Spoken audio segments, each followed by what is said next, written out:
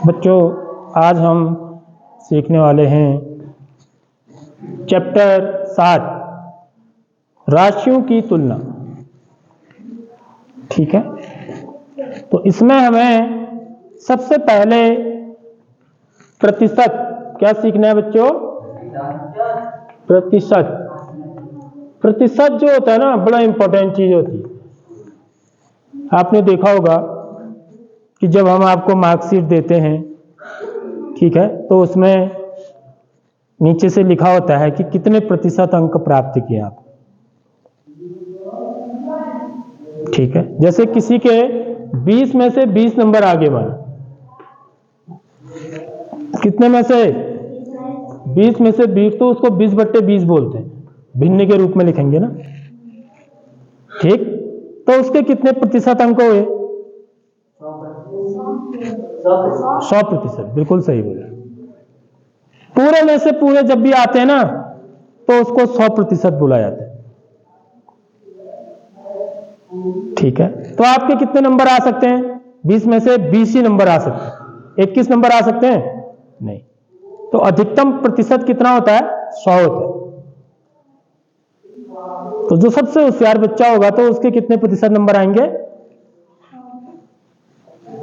यदि उसके 20 में से 20 नंबर ले आता हो, तो उसके कितने प्रतिशत अंक हुए बच्चों? 100% अंक हुए। ठीक है, आगे बात समझ में। तो ये प्रतिशत का मतलब समझ गए आप? प्रतिशत का मतलब वैसे क्या होता है? प्रतिशत का मतलब होता है प्रत्येक 100 में से कितना। समझ रहे हो बात? प्रत्येक 100 में से कितना। ठीक, देखो अब यदि मैं एक चीज यहां पे बताऊं आपको, देखिए एक टेबल बना रहा हूं मैं।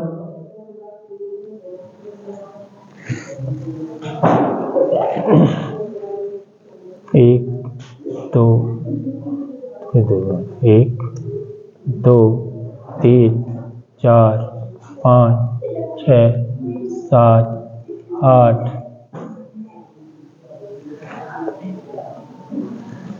1 2 3 4 5 6 7 8 9 10। देखो मैंने 10 लाइन ऐसे खींची। ठीक है, और ऐसे में इधर भी जो है 1 2 3 4 5 6 7 8 10। देखो 10 लाइन मैंने ऐसे खींची। अब ये कुल खाने कितने हैं? 100 खाने हैं अब ये। ठीक है, ये कुल कितने खाने हैं? यदि आप गिनती करेंगे तो 1 2 3 4 5 6 7 8 9 10। 10 ये हैं। 1 2 3 4 5 6 7 8 9 10। 10 ये। तो 10 100 खाने कैसे होने हैं? बराबर होने। कैसे होने चाहिए? बराबर। ठीक है, तो कुल खाने कितने हो गए बच्चों? 100। तो जितना कुल होता है ना, कुल को कहां लिखते हैं बच्चों? नीचे हर में लिखते हैं। समझ रहे हो? जब हम भिन्न बनाते हैं। अब मैं माना 100 खानों में से 4 खाने ले लेता हूं ये। ठीक है, तो ये कितना हो गया? 4/100। समझ में आ रही बात? 100 में से कितने खाने? 4 खाने। तो इसको कितना प्रतिशत बोलूंगा मैं? 4%। प्रतिशत का चिन्ह ऐसा होता है बच्चों, देख लो। एक लाइन ऐसी जाएगी तिरछी। ठीक है, यहां पर भी 0 जैसा 0 जैसा, ये इसको 4% बोला जाता है। 100 में से 4। समझ रहे हो? यदि मैं 100 में से ये कुल खाने 100 है, 100 में से यदि मैं कितने खाने ले लूं, 9 खाने ले लूं, देख लो 1 2 3 4 5 6 7 8 9, तो कुल खाने कितने हैं मेरे 100। 100 में से मैंने कितने खाने लिए 9, तो प्रतिशत के रूप में कितना लिखा जाएगा इसको 9%। सीखिए, समझ में आ गई बात।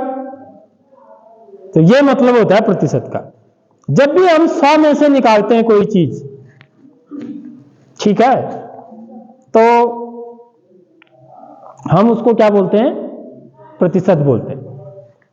तो प्रत्येक 100 में से कितना, प्रत्येक 100 में से कितना। अब जैसे देखिए किसी ने 200 नंबर का पेपर था, ठीक है, तो वो 80 नंबर लाया मैंने। जैसे आपका ही होता है ना, वार्षिक तक आपका कितने नंबर का हो जाता है, एक विषय का कुल, एक विषय का कुल योग कितना हो जाता है 200 हो जाता है, ठीक है। जैसे गणित में अभी आपका 100 में से अंक मिले होंगे आपको अर्धवार्षिक तक, वार्षिक में भी 100 में से मिलेंगे, फिर एक पेपर होगा, फिर दोनों को जोड़ा जाएगा, तो कुल कितने में से हो जाएगा 200 में से, ठीक है। तो 200 में से आपके कितने नंबर आए बच्चों 80 नंबर, ठीक है। समझ लो, सबसे पहले हम भिन्न बनाते हैं ऐसे, तो उसको लिखेंगे कैसे 80/200, कुल 200 है ना, तो कुल को हमेशा नीचे और में लिखते हैं। तो 200 में से आपने 80 नंबर प्राप्त किए, तो 80/200। जैसे आपकी मासिक परीक्षा होती है ना 10 नंबर की, किसी बच्चे के माना 5 नंबर आते हैं, ठीक, तो मैं कैसे लिखता हूं उसको, बाहर से अंक कैसे देता हूं 5/10 लिखता हूं, लिखता हूं नहीं लिखता हूं, ये ऐसे लिखता हूं, यानी कि उसके 5 नंबर आए हैं 10 में से। इसको भी मैं प्रतिशत में बदल सकता हूं, कितने प्रतिशत अंक आए करके, इसको भी बता सकता हूं, ठीक है। सिर्फ मेरे को क्या करना पड़ेगा, हर क्या बनाना पड़ेगा, प्रतिशत बताने के लिए हर कितना होना चाहिए, देखो कितना होना चाहिए, अभी तो बताएं, ये क्या बनाया है, प्रतिशत बताने के लिए हर 100 होना चाहिए। 100 में से जब भी आप बताएंगे, देखो प्रत्येक 100 में से कितना, उसी को प्रतिशत बोलते हैं। यहां पर तो आपके 200 में से 80 नंबर आए हैं, ठीक है, तो 100 में से कितने नंबर आते हैं आपके, यदि 200 में से 80 नंबर आए हैं, तो 100 में से कितने नंबर लाते तुम, बिल्कुल सही बोला। यदि 100 नंबर का पेपर होता तब आपके कितने नंबर आते, 40 आते ना, आधे आते, इसका आधा कर दिया मैंने, 200 का आधा हुआ ना 100, तो कितने अंक आए आपके 80, 80 का भी तो आधा करूंगा, समझ रहे हो बात। यदि आपके 200 अंकों में से 80 अंक आए, तो 100 अंकों में से कितने का आते, कितने अंक आते 40, समझ रहे हो नहीं समझ रहे हो, यानी कि आपके कितने प्रतिशत अंक हुए, कितने प्रतिशत अंक आए फिर आपके 40% अंक आए, समझ लो ये चीज। क्योंकि अब आप 100 में से बता रहे हैं ना, अब आपका हर 100 है, अब हर 100 है, जब भी हर 100 होगा तो जो अंश का मान होगा वो प्रतिशत कहलाएगा, ठीक है। यहां पर नहीं बता सकता था मैं सीधे कितने प्रतिशत अंक आए करके, तो पहले हर को क्या बनाऊंगा, 200 है तो 100 बनाऊंगा। अब यहां पर ही देखिए, जैसे मैंने बोला कि आपको मासिक परीक्षा में किसी बच्चे के 10 में से 5 नंबर आए, ठीक है। अब मुझे पता करना है कि उसने कितने प्रतिशत अंक प्राप्त किए, तो मेरे को क्या बताना पड़ेगा कि 100 में से कितने नंबर आते हैं उसके, समझ में आ रही बात। यही यदि वो 10 नंबर में से 5 नंबर ला रहा है, 10 अंक का पेपर है, उसमें से वो 5 अंक ला रहा है, यदि 100 अंक का पेपर होता, वही पेपर, यही वाला पेपर जो उसने दिया है जिसमें वो 5 नंबर लाया है, यही पेपर यदि 100 नंबर का होता, तब उसको कितने नंबर आते बच्चे बता सकते हो, 50 नंबर आते। बिल्कुल सही बोला इन्हें। समझ लो नहीं समझ लो बात। 50 कैसे बताया इन्होंने? क्योंकि मैंने क्या किया, 10 से ऊपर भी अंश में भी गुणा किया, 10 से हर में भी। देख लो प्रतिशत में ऐसे बदलते हैं, जब भी आप प्रतिशत में बदलोगे किसी भिन्न को, तो मैं हर को 100 बनाऊंगा। अभी हर 10 था तो 100 बनाने के लिए मैं समतुल्य भिन्न बनाऊंगा। देखो 10.100, समझ लो बात। और 5.50। तो यही पेपर यदि 100 नंबर का होता तो उसके 50 नंबर आते। यानी कि उसने कितने प्रतिशत अंक प्राप्त किए? तो इसको मैं क्या लिखूंगा? 50%। आगे बच्चों बात समझ में? तो ये प्रतिशत का मतलब होता है, जब भी हम 100 में से निकालेंगे, प्रत्येक 100 में से, तब हम उसको क्या बोलेंगे? प्रतिशत बोलेंगे। और बड़ा इंपॉर्टेंस है इसका। कहीं भी जाओगे आप, यदि बैंक में जाओगे, ठीक है, तो वहां पर क्या होता है? ब्याज मिलता है। आप क्या करते हैं? आपके मम्मी पापा बैंक में पैसे रखते हैं ना? तो क्यों रखते हैं? क्योंकि बैंक हमको क्या देती है? ब्याज भी देती है।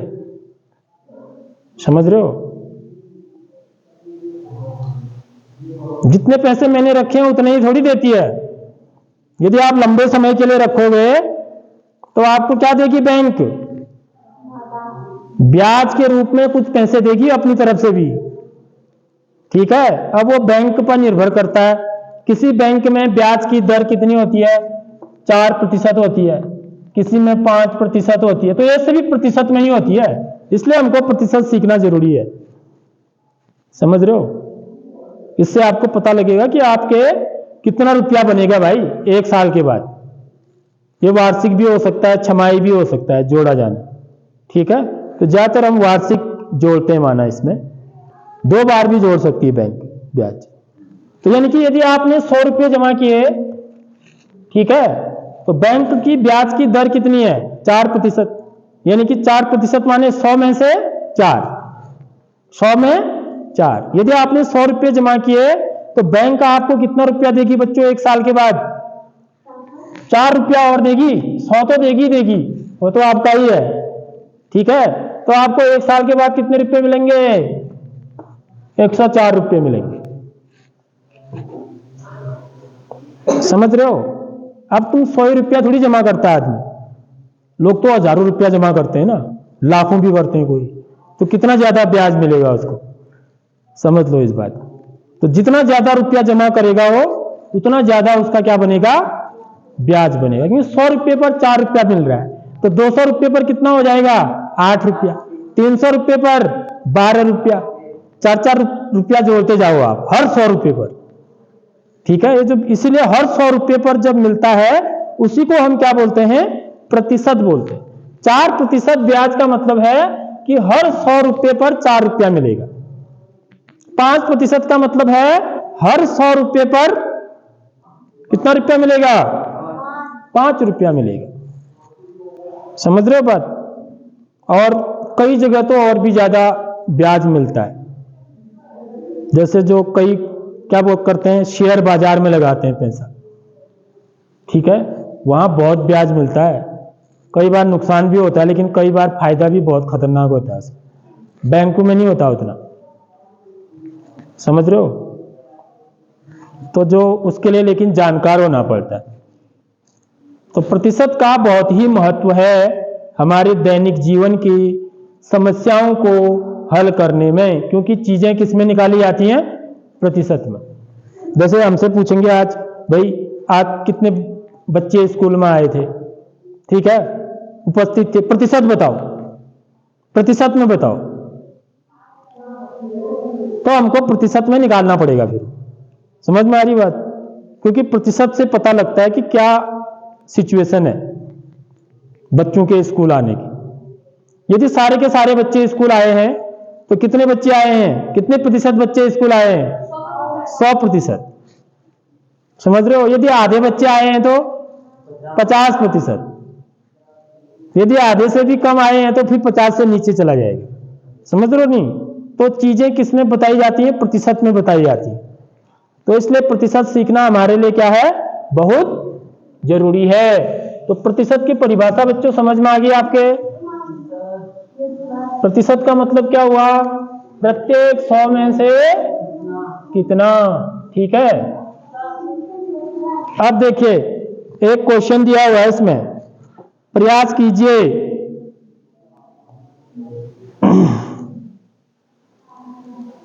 पेज नंबर 120 में है, देखिए यहां पर क्या दिया है, यह जी ऐसे लिखा हुआ है। अभी मैं इसका मतलब समझाऊंगा आपको। 1 2 3 4, फिर नीचे लिखा हुआ है बी पी बी 3 बार, फिर आर आर आर ये भी 3 बार। उसके बाद एक तालिका बनाई गई है। ठीक है, इस तालिका को हम देखेंगे। ये तालिका मैं यहां पे बना रहा हूं। इसमें दिया हुआ है रंग। ठीक है, उसके बाद इधर दी है संख्या। फिर यहां आपको बनाना है भिन्न, और यहां क्या करना है, हर 100 बनाना है। फिर मुझे हर 100, फिर क्या करना है बच्चों, प्रतिशत लिखना है, कितना प्रतिशत है। देखो बहुत अच्छा सवाल है, यहां से हम चीजों को सीखेंगे।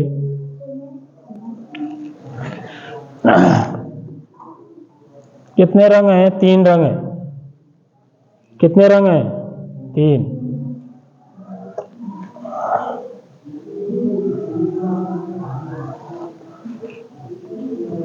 नीचे योग भी किया गया है। तो रंग क्या क्या है बच्चों हमारे पास? हरा, हरे रंग को जी बोल रहा है। ठीक है, नीला, नीले को बोल रहा है बी, और लाल, लाल को आर से, और नीचे योग। देखो ये सवाल है।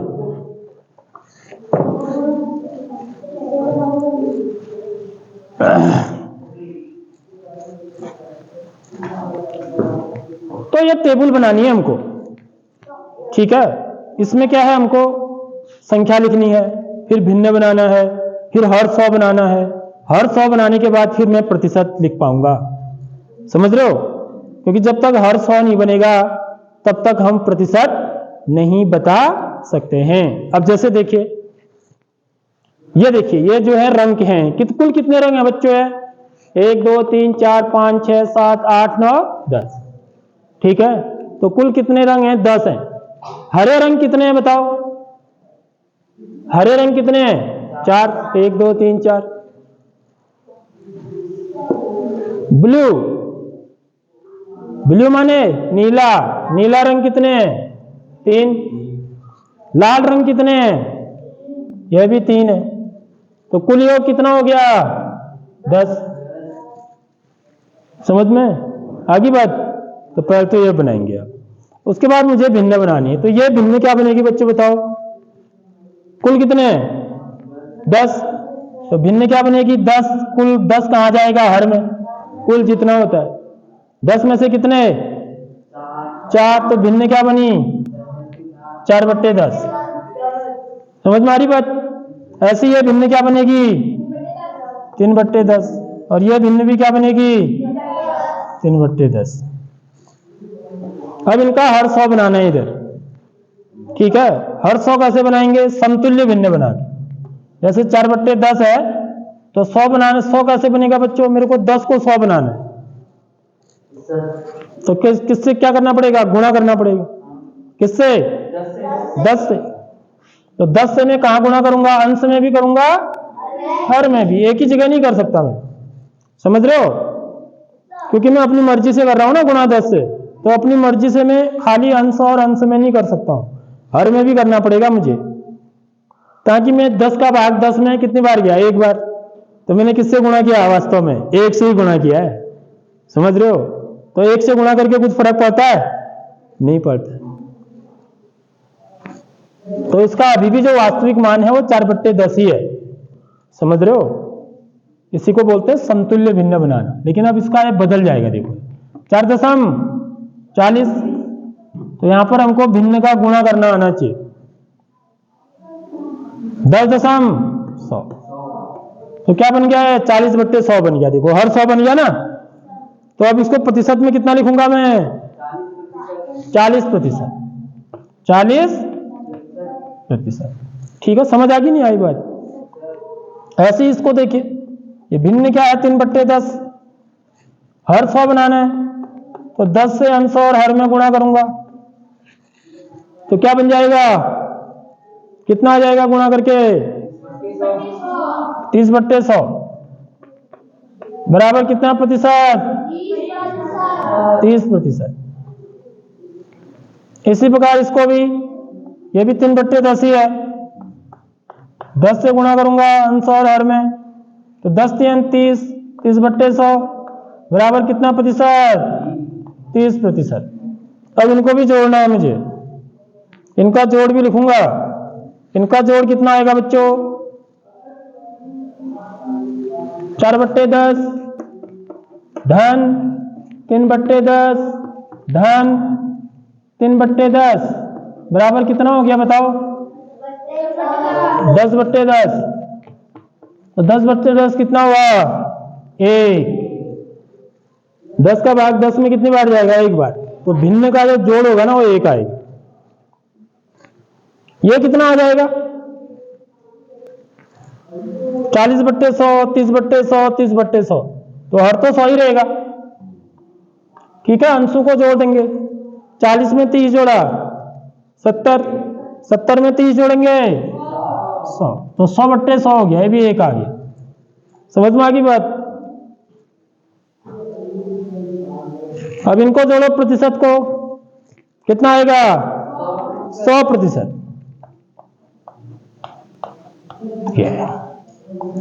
यदि 10 में से 10 नंबर आएंगे तो 100% होगा। एक को भी 100% बोलते हैं। पूरा पूरा यदि आ गया, पूरे को कितना बोलते हैं 100%। समझ रहे हो बच्चों बात? तो इस प्रकार से हम ये टेबल बनाते हैं और इससे जो है प्रतिशत को सीखते हैं। ठीक है, तो हमने इसमें प्रतिशत कैसे बनाया, हर को 100 बना के।